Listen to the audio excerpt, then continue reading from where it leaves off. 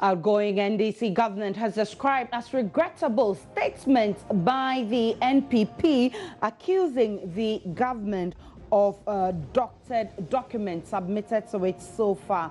It says it is an opportunity to demonize the outgoing government. Spokesperson for the NDC team, Anna Tete, she said that it's an opportunity to demonize the outgoing NDC government instead of concentrating on understanding the state of affairs of the respective ministries, departments, and agencies. These counter-accusations are certainly not healthy for the transition process. Who is telling the truth? We'll be getting some responses on the matter pretty shortly. Also, President-elect Nana Addo Dankwa Akufo-Addo is assuring Ghanaians of the fulfillment of all promises made prior to this year's polls, plus the protection of the peace the country is currently enjoying. Our country is a country of peace, and we will do everything possible to protect the peace and stability of Ghana. His deputy, Dr. Baumia, has also assured his government will ensure a solid economy plus a Zongo development fund which will be established to develop the various Zongo communities. First time in the history of Ghana, Zongo Development Fund. This is today's big story. My name is Aisha Brian.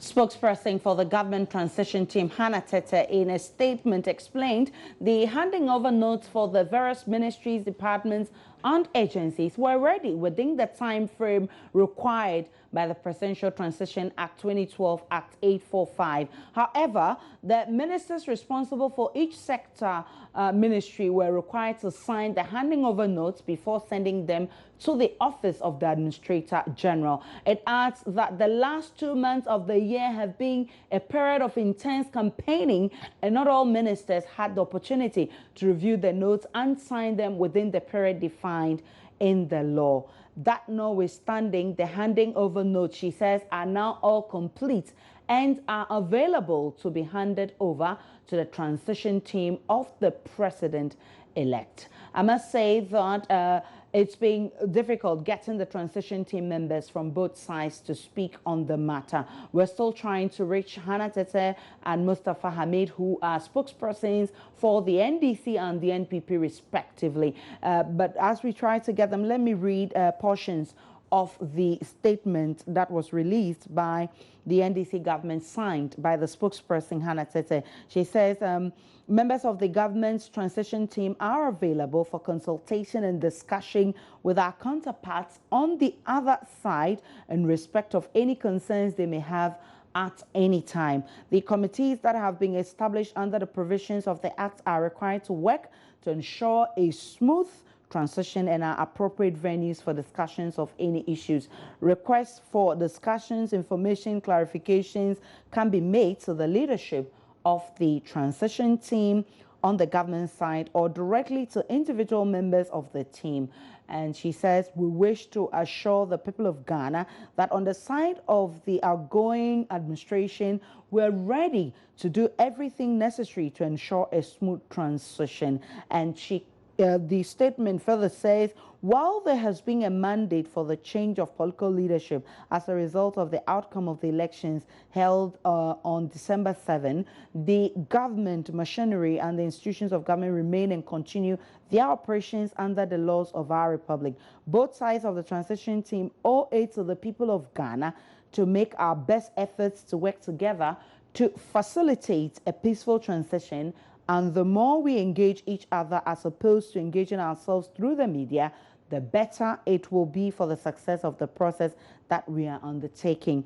We do not believe that the transition exercise should be used as a platform to facilitate a witch hunt after the new administration of the next president takes over the reins of government, and it's been signed by spokesperson for the NDC transition team, Hannah Tete. We're still trying to reach them, but as we try to get them to speak on the issue, let's listen to Nana Dankwa Akufo-Addo, who visited the Abozokai Mosque to spend some time with them. Indeed, he gave some assurances that are very heartwarming.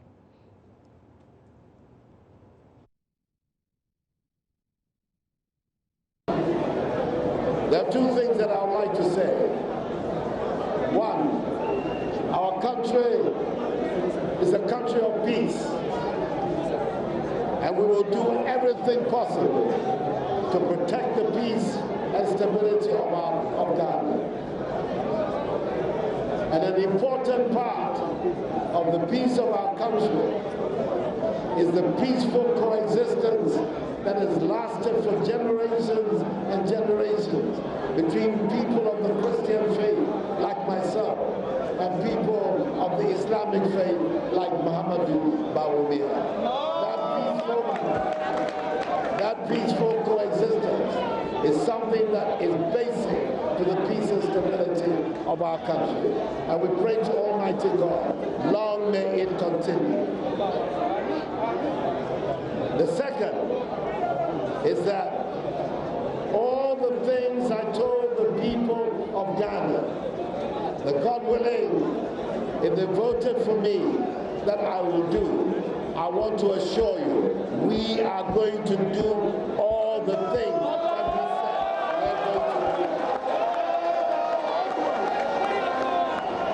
Free secondary education, the revival of the National Health Insurance Scheme, the one district, one factory, one village, one dam, the Zongo Development Fund. All of these are matters that we are going to address and do to promote the welfare and the progress and prosperity of the people. I will need your support. I will need your prayers. I will need you to keep me in your prayers every day, because the task that has been put on me is not an easy one. And I need your prayers and the guidance of the Almighty to make sure that I succeed for the benefit of Ghana as plural.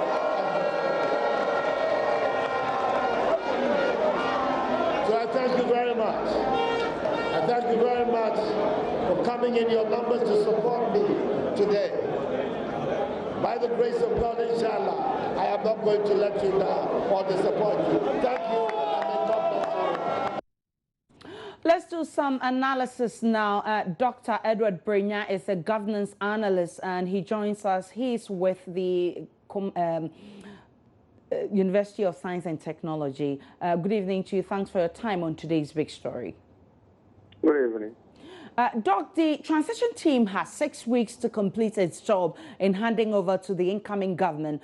So far, it has met just once, and already some of these issues are popping up.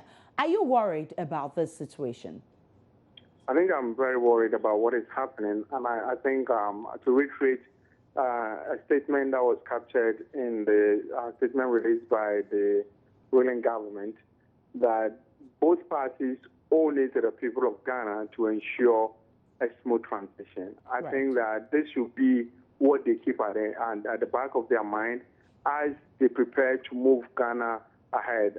There is too much of suspicion on both sides of the aisle, both the outgoing and the incoming. There's too much of suspicion, and I think it doesn't work out well. They are supposed to do whatever political capital they intend to gain out of this, and think about the people of Ghana. One thing that we forget is that the moment the election ends, that governance begins. So this is not about the time to be politicking. This is the time to think about governance. Right. The new government is coming in. The outgoing government should do everything in their power to ensure that the new government, who has been given the mandate, is actually helped to transition so that they can lead. There will be a lot of time to do politics. Right. At this time, I think what is starting doesn't augur well. and Ghanaians do not deserve what is going on. They need to work together and ensure that there's a smooth transition so that by the time the new president-elect is sworn into office, he can immediately take off governing Ghana. Now, the NDC government promised a smooth transition, and of course, you said that a while ago, to the incoming government. Indeed, the handing over notes should have been ready by September, even before elections. But the statement explains that intense campaigning and did not allow all the ministers to have the opportunity to review the notes and sign them within the period defined in the law, and that has brought some delays. What indications does this give?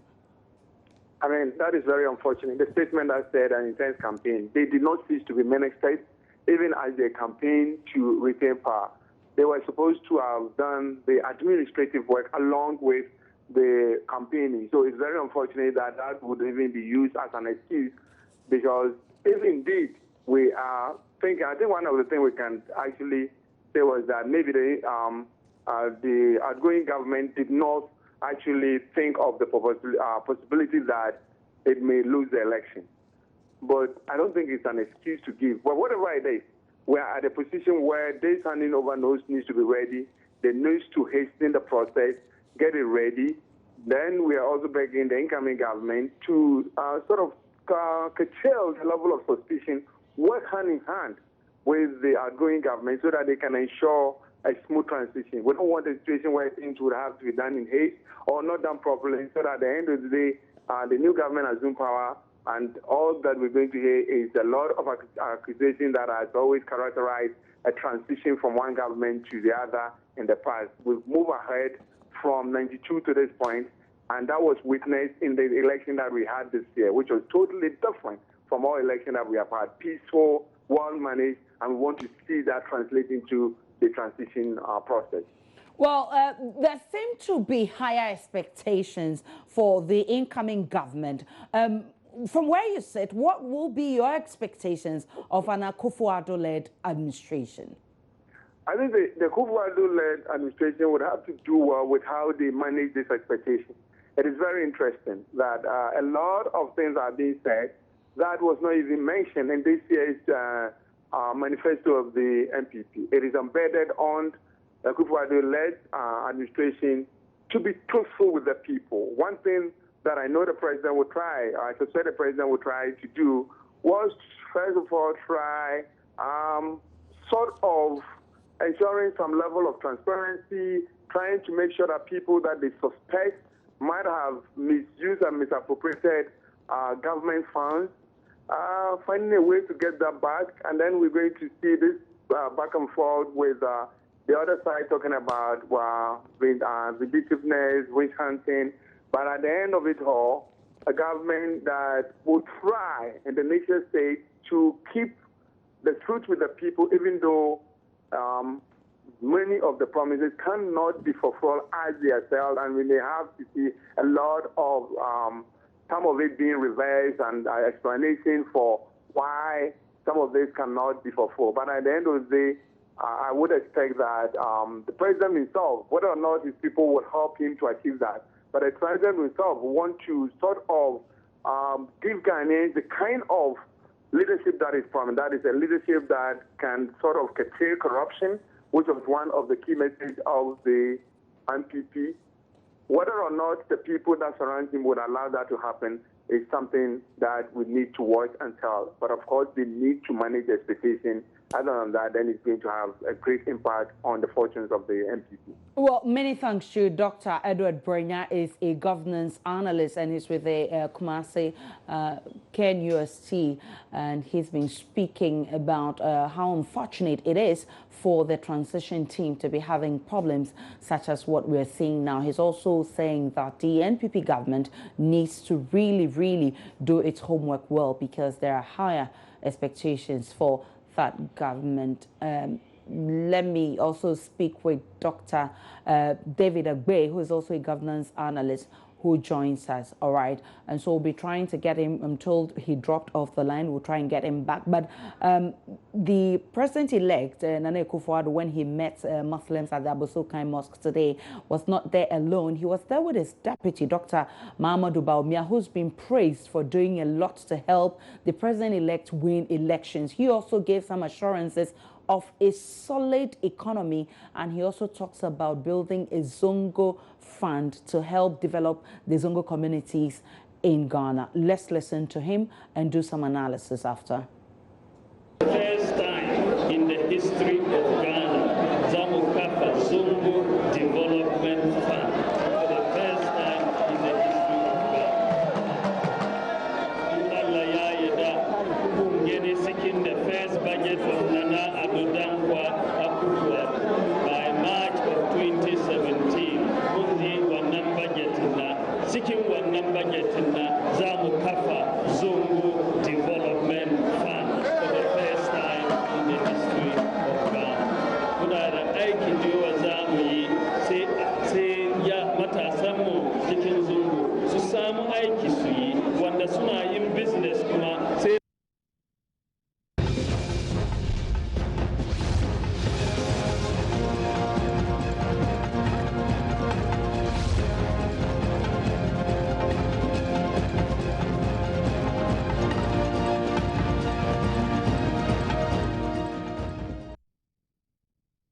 Well, David Agbe now joins us via phone. David, one would have thought that the passing of the Transition Act would have laid to rest all the discrepancies we usually have during transition. How does it come to you, all of these, you know, counter-accusations that has characterized the transition process?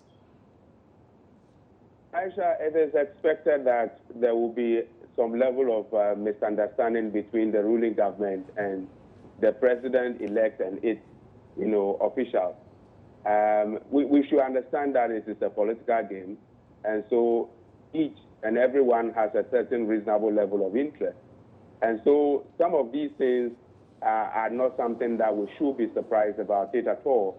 But what I would like to say is that at this moment, let's try to engage people with a certain level of, you know, experience and a certain reasonable level of maturity, so that we do not focus on people who do not have what it takes to question the transitional, you know, process.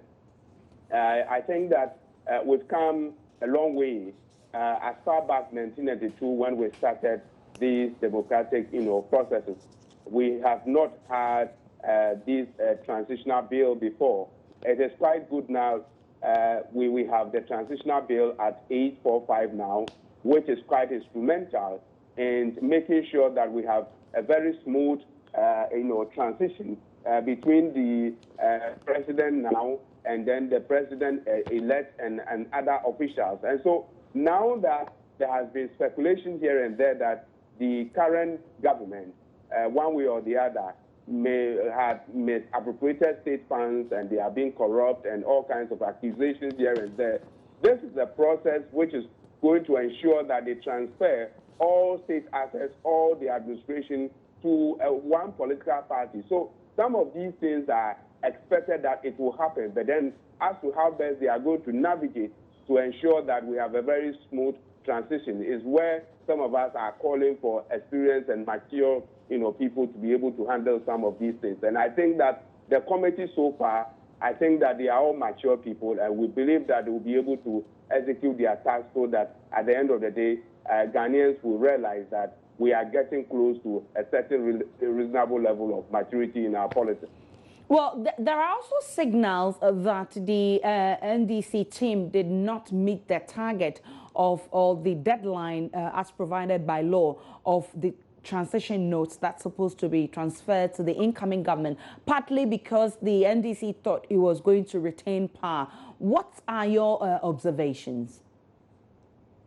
I think that if the NDC were not ready, that they were going to hand over to a different political party. The situation has, you know, caught them, and so the exigency of time should determine a certain level of action that they need to take. Why is it that they crafted the transitional bill? They crafted it in such a way that at the end of the day, somebody could hand over the political authority and the political administration to one another. So while they fine-tuned the transitional bill, it is expected that they should have it at the back of their mind that anything can happen within the election. And now they did not do their homework very well. I mean, like many people have said, some of the ministers and political appointees were so arrogant that they were not ready to pay attention to anybody. And so now that they've lost the election, it is a painful thing for them, but they should go back to their own roots and be able to identify what necessitated their actions of losing this election. So whether they like it or not, they've lost the election. What they need to do is to go back to the drawing board and look at what variables necessitated their loss. And so at this point in time, they should be ready as much as possible to hand over whatever assets, whatever liability, whatever it is, to the current administration, so that we also see how best they are also going to manage this country and also to meet the expectations of Ghanaians who jumped and make sure that this government was, voted out of power. So it is quite a challenge as we speak now, but then let's try to navigate through the processes so that at the end of the day, we'll have a fruitful, transitional process where there could be a handover to a different political party or an administration on the 7th of January. So it is not a complex issue at all, but it is a political game that we have to, brace ourselves to experience some of these things, going on. Doc, quickly, let me get your mood on the incoming government and its performance. Indeed, it's saying that the president-elect has promised that, indeed, they will obtain or make sure they perform their duties as promised to Ghana. They have made a lot of promises, and they are assuring Ghanaians that they will achieve all their promises. One fascinating promise the NPP is making, and indeed today, the running mate or the vice president-elect made that point. He says, I mean, there's no two ways about a solid economy an NPP government is going to build. Plus, it talks about, first of its kind, a Zongo development fund for the development of Zongo communities. How would you expect these things are managed so we don't see the stories we have seen in the past? Example is the story of Sada. Aisha, I thought that Dr. Mahamudu Bawumia and Nana-Addo, after coming out from this electioneering period and campaign mood, they should have been more courteous and be more thoughtful in terms of, communicating at this point in time. But the other interesting angle of it is that they are also re-emphasizing their, promises to Ghanaians that, yes, they will not let Ghanaians down. Whatever they've said during the campaign season, they are going to ensure that they are able to prosecute it. But as to how they are going to do it, it is something that we need to wait for a certain period of time to see how best they are going to govern this country. But I can tell you that, Aisha, they're more like promise heaven. And so Ghanaians have bought into whatever promises that they've made to Ghanaians. And so Ghanaians are more expectant, especially the youth. Every youth in this country is warming up to catch up with the attention of the new political administration that they need a job. And so they are expecting that the government will be able to fashion out a certain policies which would help the youth to get a job. Like he said, the Zongo Development Fund, all the Zongo people are expectant that how are they going to transform the Zongo community? How are they going to ensure that people get basic necessities of life in the Zongo community? I heard Nana-Addo also saying 1 district, 1 dam, and 1 million to each, constituencies and all that, free education, free national health insurance. You could realize that they have a Herculean task ahead of them. But then they should be a bit careful now because they do not know how much is in the kitty as we speak and how they are also going to generate, revenue internally. They should also appreciate the fact that the international community, as we speak now, is not like it used to be. Right. Every country now is going through some kind of difficulties as far as financing is concerned. Look at Europe, what is happening within the BRICS. Look at, even America, what Donald Trump is going through now. And so they need to be more tactful and be more calculated when they are talking about some of these things. And I think that going into it, anybody who will be appointed as Minister of Foreign Affairs, the President, and other people need to be able to think through between the lines as to how best they are going to navigate within the international arena. And being a watcher of international relations and diplomacy, I can tell you that there are a lot of challenges that the current President-elect and its officials are going to face in terms of the international market. So they should be able to tone down and be able to, measure how best they are going to use enough resources internally to be able to achieve their, well, that's all time will allow us. Many thanks to David Agbe for your contribution on today's big story. My name is Aisha Ibrahim. Many thanks for watching.